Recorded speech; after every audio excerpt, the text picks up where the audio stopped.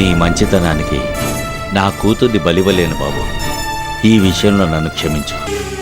జీవితం అంటే అర్థమైన ఆడది చావైనా బ్రతుకైనా భర్తతోనే అనుకుంటుంది గాని పరిస్థితులకు భయపడి పుట్టింటికి మాత్రం రాదు నాన్న. నా కూతురు ఊహించనంత ఎత్తుకు ఎదిగినందుకు నాకు చాలా సంతోషంగా ఉంది బోన. ప్రియని అక్కడికే వెళ్ళని. ఈ దరిద్రం మన ఇంటికొద్దురా, దీన్ని పుట్టింటికి పంపించే. నువ్వు రమ్మంటే భార్గవి నీతో రానని చెప్పడానికి కారణం నీ మీద ద్వేషం కాదు, తన కడుపులో బిడ్డ లేదని భార్గవి చెప్పిన మాట కూడా నిజం కాదు. నీ బిడ్డను కడుపులో మోస్తూ ఎవడో తెలియని వాడింట్లో ఆశ్రయం పొందుతోంది. ఈయనకి ఈ మధ్య ఏమైంది? అర్ధరాత్రి అయితే గాని ఇంటికి రావట్లేదు. ఏమోనమ్మా, బాబుగారు ఈ మధ్య సరిగ్గా భోజనం కూడా చేయడం లేదు. మనసులో ఏదో పెట్టుకుని బాధపడుతున్నట్టున్నారు. కండిషన్ మరీ అంత సీరియస్గా ఉందా డాక్టర్?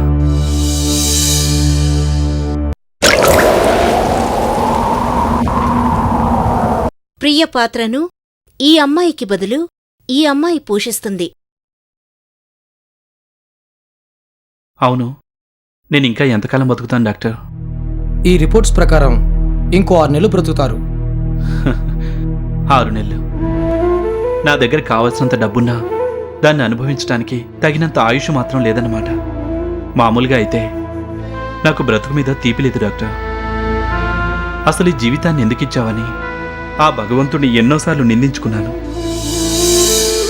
కానీ ఈ మధ్య నా బిడ్డ మొహంలో నవ్వు చూస్తుంటే నాకు ఇంకా కొంతకాలం బతకాలనిపిస్తోంది డాక్టర్. నా బిడ్డను వదిలి శాశ్వతంగా వెళ్ళిపోవాల్సి వస్తుందంటేనే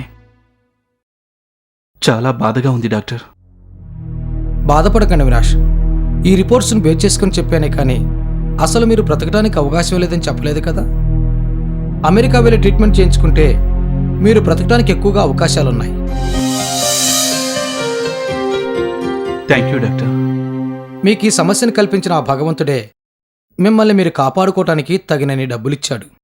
తొందరగా అమెరికా వెళ్ళండి. Everything will be fine. Thanks doctor. ఈ మాత్రం ధైర్యం నాకు ఇచ్చారు, అది చాలు. నేను అమెరికా వెళ్తాను. నా బిడ్డ కోసం నన్ను నేను బతికించుకోవడానికి ప్రయత్నిస్తాను. వస్తాను డాక్టర్.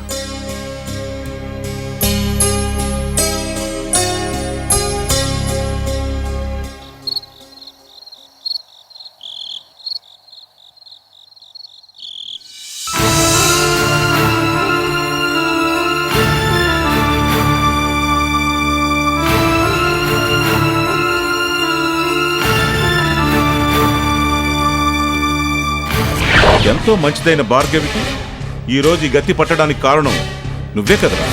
తనకి నీ మీద ఇష్టం ఉందని తెలిసినా, తన కడుపులో బిడ్డ ఉందని తెలిసినా ప్రియ జీవితం ఏమైపోతుందన్న భయంతో నిజాన్ని దాచి నీకు దూరంగా ఉంటుందిరా. అసలు భార్గవికి గతి పట్టడానికి కారణం ఇదిరా. దీన్ని బయటికి పంపించు. నువ్వు చేసుకున్న పాపానికి కొంచెమైనా ప్రాయశ్చిత్తం చేసుకున్నా.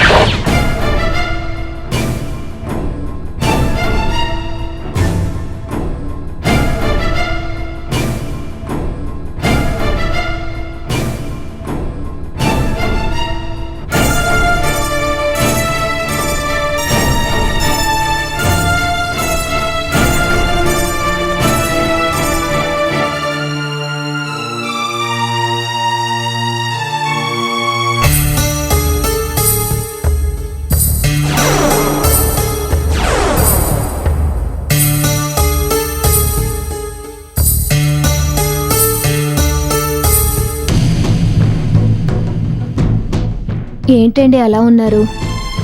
బావగారన్న మాటలకి బాధగా ఉందా?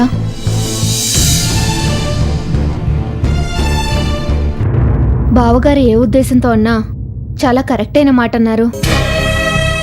భార్గవికి అన్యాయం జరిగిన మాట నిజం. కాకపోతే భార్గవికి అన్యాయం చేసింది నేను. నాతో పాటు మీరు కూడా నిందన మోస్తున్నారు.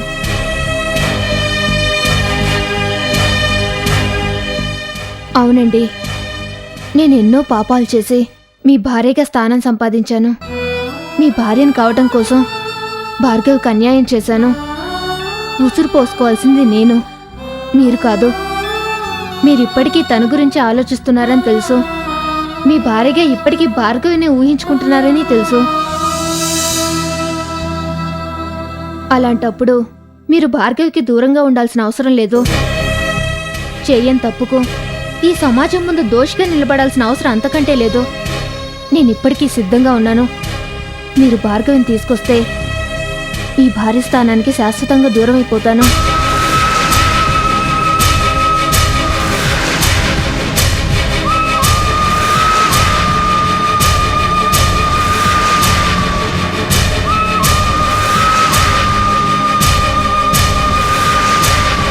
వెళ్ళి భార్గవిని తీసుకురండి.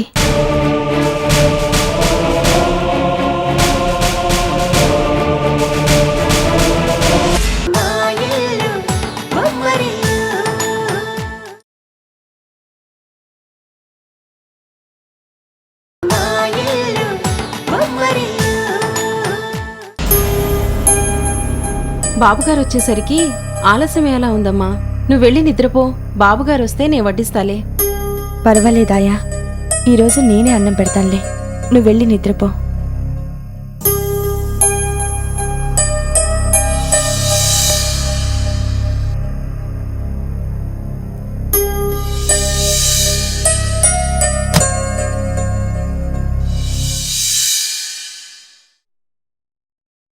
ఏమైందండి? ఏం లేదు.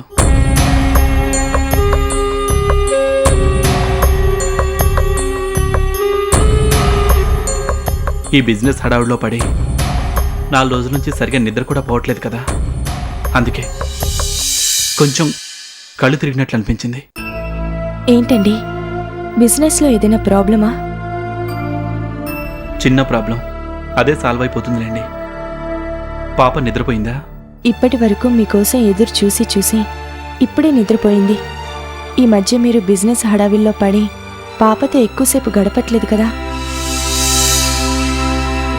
పాప మిమ్మల్ని చాలా మిస్ అవుతోందండి.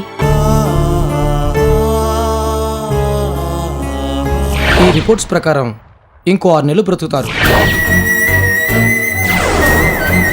బాధపడకండి వినాష్, ఈ రిపోర్ట్స్ని బేస్ చేసుకుని చెప్పానే కానీ అసలు మీరు బ్రతకడానికి అవకాశం లేదని చెప్పలేదు కదా. అమెరికా వెళ్ళి ట్రీట్మెంట్ చేయించుకుంటే మీరు బ్రతకడానికి ఎక్కువగా అవకాశాలున్నాయి.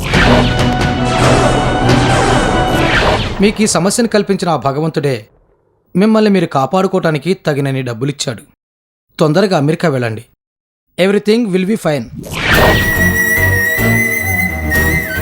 ఈ మధ్య పాపతో మీకు బాగా అటాచ్మెంట్ పెరిగింది కదా. మళ్ళీ మీరు బిజినెస్ హడావిల్లో పడి పాపని పట్టించుకోకపోయేసరికి మీరు తనని నిర్లక్ష్యం చేస్తున్నారని బాధపడుతోందండి.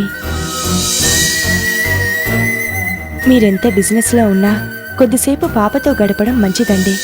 ఎప్పట్లాగే పాపతో మీరు కబుర్లు చెప్పాలి, పాపని దగ్గరికి తీసుకోవాలి. నాకు పాపతో ఎక్కువసేపు గడపాలనుంది భార్గవి, కానీ పాపని దగ్గరికి తీసుకోవడానికి నేను ఎప్పటికీ ఉండిపోయేవాడిని కాదు కదా. ఎలాగూ పోయేవాడినే కదా.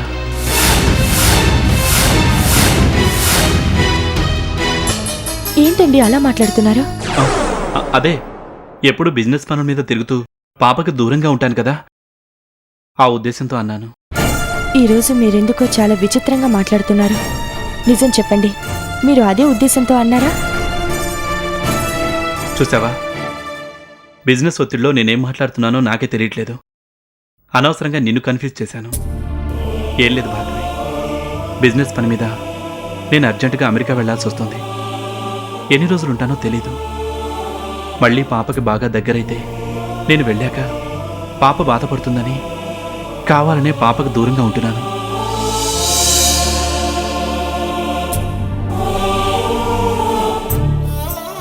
జీవితం ఎంత విచిత్రమైంది భార్గవి. ఇన్నాళ్ళు నా బిడ్డ తల్లి ప్రేమ దొరక్క బాధపడుతూ ఉంటే చూసి తట్టుకోలేకపోయాను. ఇప్పుడు నా బిడ్డకి తల్లి ప్రేమ దొరికింది. నా బిడ్డ కళ్ళలో ఆనందం కనిపిస్తోంది. కానీ ఆ ఆనందాన్ని చూసే అదృష్టానికి నేను దూరం అవుతున్నాను. అదే, పాపను వదిలి అమెరికా వెళ్లాల్సి వస్తుంది కదా, అందుకే కొంచెం బాధగా ఉంది. పాపని వదిలి వెళ్ళడం మీకు అంత బాధగా ఉంటే పాపని కూడా మీతో పాటు తీసుకెళ్ళొచ్చు కదా. లేదు, నేను ఒక్కడనే వెళ్ళాలి. ఇక్కడైతే పాపను చూసుకోవడానికి మీరున్నారు, అక్కడెవరున్నారు? చివరికి నేను కూడా ఉండనేమో.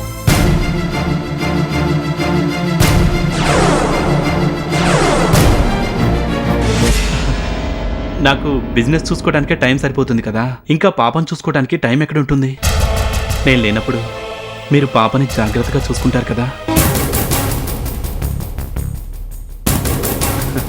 పాప అంటే మీకు ఎంత ఇష్టమో నాకు తెలుసులేండి. అందుకే అంత ధైర్యంగా వెళ్ళగలుగుతున్నాను.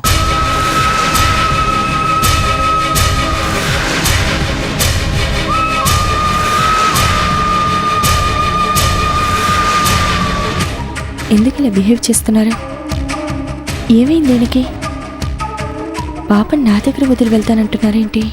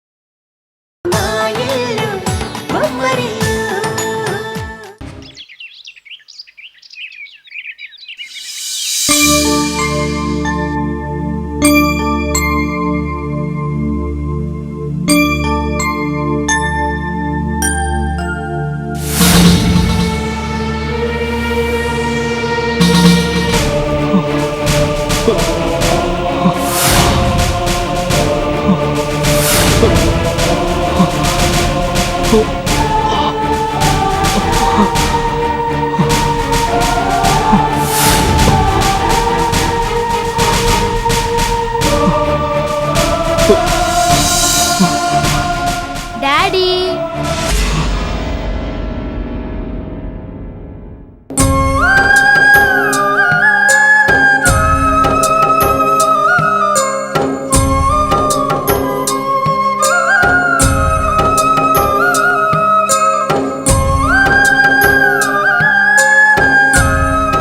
ఎందుకు డాడీ రోజు లేటుగా వస్తున్నావు? మళ్ళీ ఇంతకు ముందులాగే నన్ను పట్టించుకోవడం మానేశావా?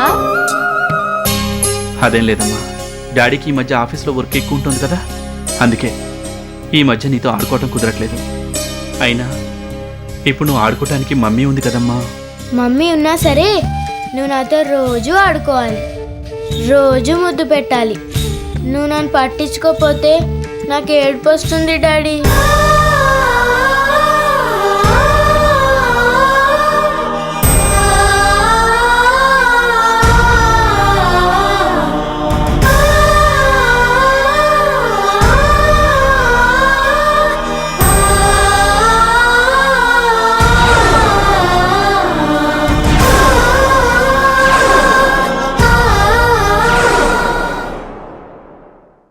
భగవంతుడా, ఎందుకు నాకు ఇలాంటి పరిస్థితిని కల్పించావు? భార్గవిని నాకెందుకు పరిచయం చేశావు? నా బిడ్డ మీద నాకు మమకారాన్ని ఎందుకు పెంచావు? నా మీద నా బిడ్డ ఆశలు పెంచుకునేలా ఎందుకు చేశావు? మా డాడీ నన్ను ప్రేమగా చూసుకుంటారనే నమ్మకాన్ని నా బిడ్డలో ఎందుకు కలిగించావు?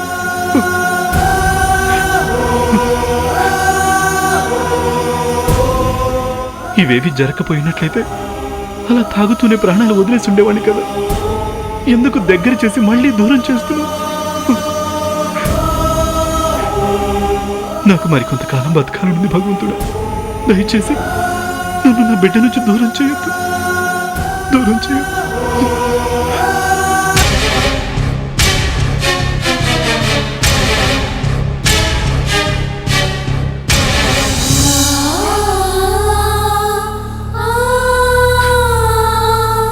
ఏంటి డాడీ ఏడుస్తున్నావు? ఏం లేదమ్మా, నిన్ను సరిగా పట్టించుకోవట్లేదన్నావుగా, అందుకే ఏడుపుస్తోంది. సారీ డాడీ, ఏడవద్దు డాడీ. ఊరికే అన్నా, ఏడవద్దు డాడీ, ప్లీజ్ డాడీ.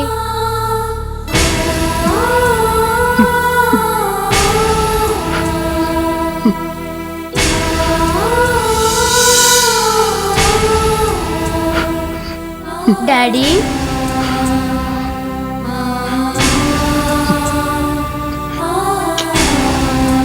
స్కూల్కి టైం అవుతుంది కదా, సాయంత్రం ఆఫీస్ నుంచి తొందరగా వచ్చేస్తాను.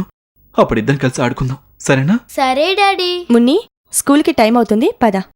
Bye daddy. బాయ్ మున్ని.